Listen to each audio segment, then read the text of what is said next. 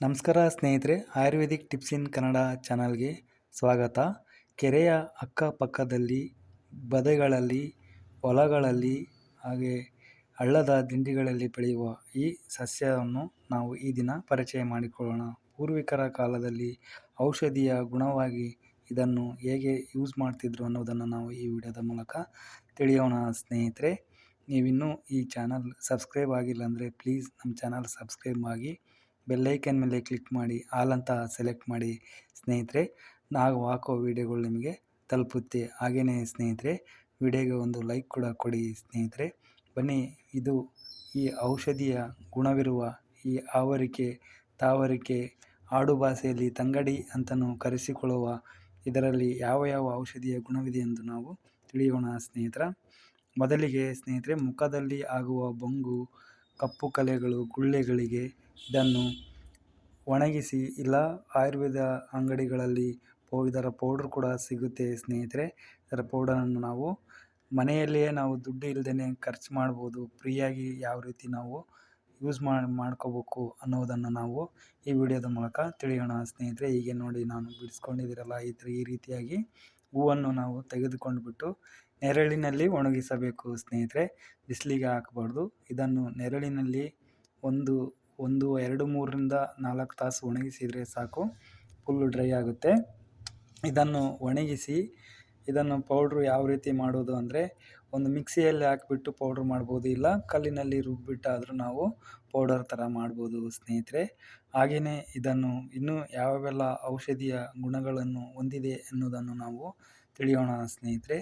ನೋಡಿ, ಈ ರೀತಿಯಾಗಿ ನಾವು ಗಿಡದಿಂದ ಎಲ್ಲ ಹೂವುಗಳನ್ನು ಕಿತ್ಕೊಂಡು ಎಲ್ಲ ಒಂದು 1/4 kg ಆಗೋಷ್ಟು ತಗೊಂಬಂದು, ಇಲ್ಲ ನಿಮಗೆ ಜಾಸ್ತಿ 1 ತಿಂಗಳಿಗೆ ಆಗೋಷ್ಟು ಬೇಕು ಅಂದರೆ ನೀವು ತುಂಬ ಜಾಸ್ತಿನೇ ತಗೊಂಬಂದ್ಬಿಟ್ಟು ಒಣಗಿಸಿ ಶೇಖರಣೆ ಮಾಡಿ ಇಡ್ಬೋದು ಸ್ನೇಹಿತರೆ. ನೋಡಿ, ಇದರಿಂದ ಸಕ್ಕರೆ ಕಾಯಿಲೆಗೂ ಕೂಡ ಇದು ತುಂಬ ಒಳ್ಳೆಯ ಮನೆಮದ್ದು ಅಂತಲೇ ಹೇಳ್ಬೋದು ಸ್ನೇಹಿತರೆ. ಈ ರೀತಿಯಾಗಿ ಪೌಡ್ರ್ ಮಾಡಿ ಇಟ್ಕೊಂಡು ಪ್ರತಿದಿನ ನಾವು 1 ಚಮಚ ನೀರಿನಲ್ಲಿ ಇದನ್ನು ಮಿಶ್ರಣ ಮಾಡಿ ಕುಡಿಯುವುದರಿಂದ ಡಯಾಬಿಟಿಸ್ ಅಂತಾರಲ್ಲ ಸ್ನೇಹಿತರೆ, ಸಕ್ಕರೆ ಕಾಯಿಲೆ ನಿಯಂತ್ರಣದಲ್ಲಿಡುತ್ತೆ ಸ್ನೇಹಿತರೆ. ಇದನ್ನು ಪ್ರತಿನಿತ್ಯವೂ ಇದನ್ನು ಸೇವನೆ ಮಾಡುವುದರಿಂದ ತುಂಬಾ ಒಳ್ಳೆಯ ಬೆನಿಫಿಟ್ ಇದೆ. ಹಾಗೆಯೇ ಸಕ್ಕರೆ ಕಾಯಿಲೆ ಇರುವವರು ನೇರಳೆ ಹಣ್ಣನ್ನು ಸೇವಿಸುವುದರಿಂದನೂ ಕೂಡ ಕಡಿಮೆ ಆಗುತ್ತೆ. ಹಾಗೆ ಈ ನೇರಳೆ ಹಣ್ಣಿನ ಬೀಜನ ಎಲ್ಲರೂ ಬಿಸಾಡ್ತಾರೆ, ಅದರಿಂದನೂ ಕೂಡ ಒಂದು ಒಳ್ಳೆಯ ಆಯುರ್ವೇದ ಔಷಧಿ ಇದೆ ಸ್ನೇಹಿತರೆ. ಇದನ್ನು ನೆರಳಿನಲ್ಲಿ ತೊಳೆದ್ಬಿಟ್ಟು ನೆರಳಿನಲ್ಲಿ ಒಣಗಿಸಿ ಈ ಬೀಜಗಳನ್ನು 2-3 ಇಲ್ಲ 4 ತಾಸಿನಷ್ಟು ಒಣಗಿಸಿಬಿಟ್ಟು ಇದನ್ನು ಚೆನ್ನಾಗಿ ಒಣಗಿದ ನಂತರ ಇದನ್ನು ಮಿಕ್ಸಿಯಲ್ಲಿ ಹಾಕಿ, ಹಾಗೆಯೇ ದಾಳಿಂಬೆ ಹಣ್ಣು ತಿನ್ನೋದ್ರಿಂದ ಆ ಹಣ್ಣಿನ ಸಿಪ್ಪೆಯನ್ನು ಏನು ಮಾಡಬೇಕು ಅಂದರೆ ಸ್ನೇಹಿತರೆ, ನೆರಳಿನಲ್ಲಿ ಇದನ್ನು ಕೂಡ ಚೆನ್ನಾಗಿ ಒಣಗಿಸಿಬಿಟ್ಟು ಇದನ್ನು ಮತ್ತು ನೇರಳೆ ಹಣ್ಣಿನ ಬೀಜ ಮತ್ತು ತಾವರಿಕೆ ಹೂವು, ಈ 3 ಪೌಡರ್ ಥರ ಮಾಡಿ ಮಿಶ್ರಣ ಮಾಡಿ ಸೇವನೆ ಮಾಡೋದ್ರಿಂದ ಯಾವೆಲ್ಲ ಔಷಧೀಯ ಗುಣಗಳಿವೆ ಎನ್ನುವುದನ್ನು ನಾವು ತಿಳಿಯೋಣ ಸ್ನೇಹಿತರೆ. ಬನ್ನಿ, ಈ ರೀತಿಯಾಗಿ ಒಣಗಿಸಿಬಿಟ್ಟು ಇದನ್ನು ಪೌಡರ್ ಮಾಡಿ ಮನೆಯಲ್ಲಿ ಮಿಕ್ಸಿಯಲ್ಲಿ ಆದರೂ ಹಾಕ್ಬೋದು. ನೀವು ತುಂಬ ಜಾಸ್ತಿ ಹಾಕ್ತೀವಿ ಅಂದರೆ ಸಾಂಬಾರು ಪುಡಿ ಹಾಕ್ಸ್ತಾರಲ್ಲ, ಆ ರೀತಿ ಮಿಷಿನಲ್ಲಿ ಕೂಡ ಹೋಗಿ ಹಿಟ್ಟಿನ ಗಿರಣಿಯಲ್ಲಿ ಕೂಡ ಇದನ್ನು ಬೀಸ್ಕೊಂಡು ಬರ್ಬೋದು ಸ್ನೇಹಿತರೆ. ಈ ರೀತಿ ಪೌಡರನ್ನು ಮಾಡಿ ನಾವು ಇಟ್ಕೊಳ್ಳೋದ್ರಿಂದ 1 ತಿಂಗಳು ಆಗುವಷ್ಟು ನಾವು ಸ್ಟೋರ್ ಮಾಡಿ ಇಟ್ಕೋಬೋದು ಮನೆಯಲ್ಲಿ. ಪ್ರತಿನಿತ್ಯ ಬೆಳಿಗ್ಗೆ ನಾವು ಸೇವನೆ ಮಾಡುವುದರಿಂದ ಸ್ನೇಹಿತರೆ, ಇದರಿಂದ ಇನ್ನೂ ಅನೇಕ ಹೃದಯದ ಸಮಸ್ಯೆಗೂ ಕೂಡ ಇದು ರಾಮಬಾಣದಂತೆ ಕೆಲಸ ಮಾಡುತ್ತೆ. ಯಾವ ರೀತಿ ಇದನ್ನು ತಯಾರು ಮಾಡ್ಕೋಬೇಕು ಅಂದರೆ, ಬಿಲ್ವ ಪತ್ರೆಯನ್ನು ಒಂದು 100-200 ಗ್ರಾಮಿನಷ್ಟು ಇದನ್ನು ತೆಗೆದುಕೊಂಡ್ಬಿಟ್ಟು ಸ್ನೇಹಿತರೆ, ಇದನ್ನು ನೆರಳಿನಲ್ಲಿ ಈ ರೀತಿಯಾಗಿ ಒಣಗಿಸಿ, ಇದು ಸೊಪ್ಪು ಮತ್ತು ಹೂವನ್ನು ಎರಡನ್ನು ಚೆನ್ನಾಗಿ ಒಣಗಿಸಿದ ನಂತರ ಪೌಡರನ್ನು ಮಾಡಿ ಈ ರೀತಿಯಾಗಿ ನಾವು ಮನೆಯಲ್ಲಿ ಮಿಕ್ಸಿಯನ್ನು ಹಾಕ್ಕೊಂಡು ಯೂಸ್ ಮಾಡ್ಬೋದು ಸ್ನೇಹಿತರೆ. ಹಾಗೆ ಇದನ್ನು ಕಿಡ್ನಿಯ ಸಮಸ್ಯೆಗೂ ಕೂಡ ತುಂಬ ರಾಮಬಾಣದಂತೆ ಕೆಲಸ ಮಾಡುತ್ತೆ.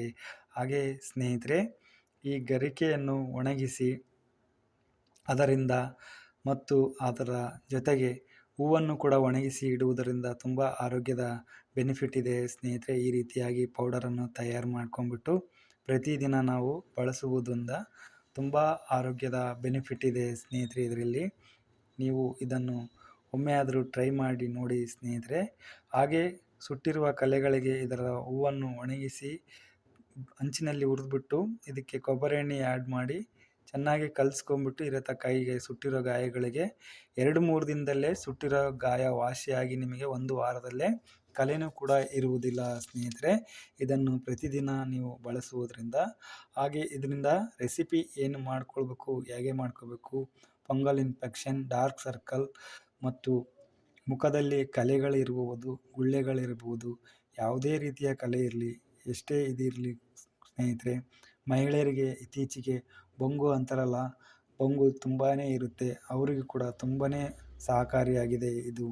ಇದನ್ನು ಯಾವ ರೀತಿ ರೆಸಿಪಿ ಮಾಡ್ಕೋಬೇಕು ಅಂತ ನಾನು ಹೇಳ್ಕೊಡ್ತೀನಿ ಸ್ನೇಹಿತರೆ. ನೋಡಿ, ಒಂದು ಬಾಲ್ನಲ್ಲಿ 2 ಟೀ ಸ್ಪೂನಷ್ಟು ಆ್ಯಡ್ ಮಾಡಿಕೊಂಡು ಇದರ ಜೊತೆಗೆ ಸ್ನೇಹಿತರೆ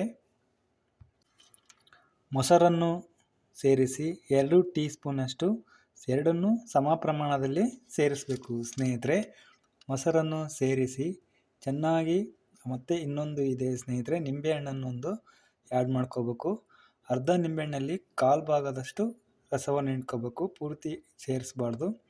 ಅದಾದ ನಂತರ ಈ ರೀತಿ ಚೆನ್ನಾಗಿ ಮಿಶ್ರಣ ಮಾಡಿ ನಂತರ ಮುಖಕ್ಕೆ ಲೇಪನೆ ಮಾಡುವುದರಿಂದ ಡಾರ್ಕ್ ಸರ್ಕಲ್ ಆಗಿರ್ಬೋದು, ಫಂಗಲ್ ಇನ್ಫೆಕ್ಷನ್ನು, ಬೊಂಗು, ಕರೆಸಿಬ್ಬು, ಬಿಳೆಸಿಬ್ಬು, ಯಾವುದೇ ರೀತಿಯ ಚರ್ಮದ ಸಮಸ್ಯೆಗಳಿಗೆ ಸ್ನೇಹಿತರೆ ರಾಮಬಾಣದಂತೆ ಕೆಲಸ ಮಾಡುತ್ತೆ. ಈ ರೆಡಿಮಿಯನ್ನು ಈ ರೀತಿಯಾಗಿ ತಯಾರು ಮಾಡಿಕೊಂಡು ನೋಡಿ, ಕೈಯಲ್ಲಿ ಹಚ್ಚಿ ತೋರಿಸ್ತಿದ್ದೀವಲ್ಲ, ಈ ರೀತಿ ಹಚ್ಚಿ ನೀವು ಮುಖಕ್ಕೆ ಆಗಲಿ ಎಲ್ಲಿ ನಿಮಗೆ ಚರ್ಮದ ಸಮಸ್ಯೆ ಇದೆಯೋ ಅಲ್ಲಿ ಹಚ್ಚಿಬಿಟ್ಟು ನೀವು ಪ್ರತಿದಿನ ಯೂಸ್ ಮಾಡೋದ್ರಿಂದ 1 ತಿಂಗಳಲ್ಲೇ ನಿಮಗೆ ಒಳ್ಳೆಯ ರಿಸಲ್ಟ್ ಕೊಡುತ್ತೆ.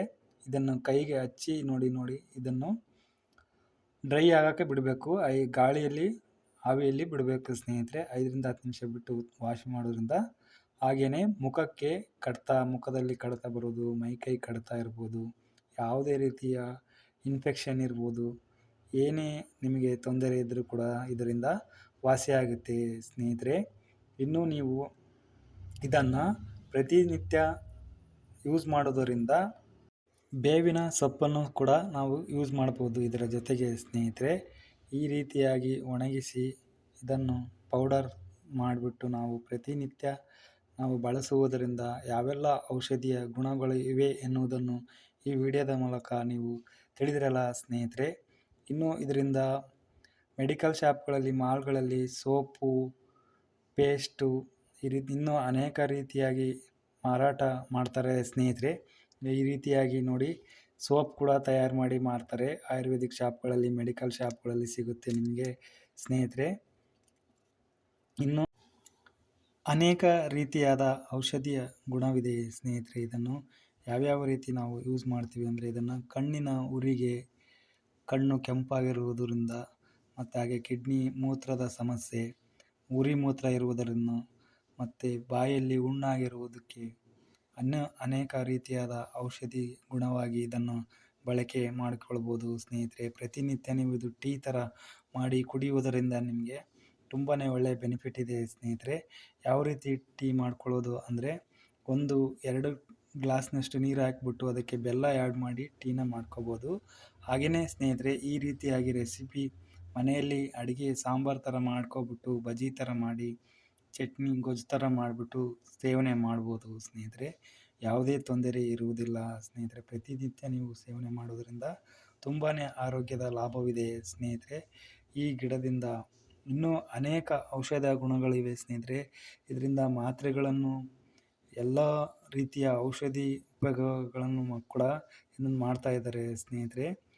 ನಿಮಗೆ ಮೆಡಿಕಲ್ ಶಾಪ್ಗಳಲ್ಲಿ, ಮಾಲ್ಗಳಲ್ಲಿ, ಆಯುರ್ವೇದಿಕ್ ಅಂಗಡಿಗಳಲ್ಲಿ ಕೂಡ ಇದು ಮಾರಾಟ ಮಾಡ್ತಾರೆ. ಇದರ ಸೋಪ್ ಕೂಡ ಸಿಗುತ್ತೆ, ಎಲ್ಲವೂ ನೀವು ತೆಗೆದುಕೊಳ್ಬೋದು ಸ್ನೇಹಿತರೆ. ವಿಡಿಯೋ ಇಷ್ಟವಾಯ್ತಲ್ಲ ಸ್ನೇಹಿತರೆ, ಹಾಗೆ ಒಂದು ಲೈಕ್ ಮಾಡಿ ಸ್ನೇಹಿತರೆ. ನಮ್ಮ ಚಾನಲನ್ನು ಸಬ್ಸ್ಕ್ರೈಬ್ ಮಾಡಿ, ಪ್ಲೀಸ್ ಪ್ರೋತ್ಸಾಹ ನೀಡಿ ನಮ್ಮಂಥ ಹೊಸಬರಿಗೆ ಸ್ನೇಹಿತರೆ. Thank you so much.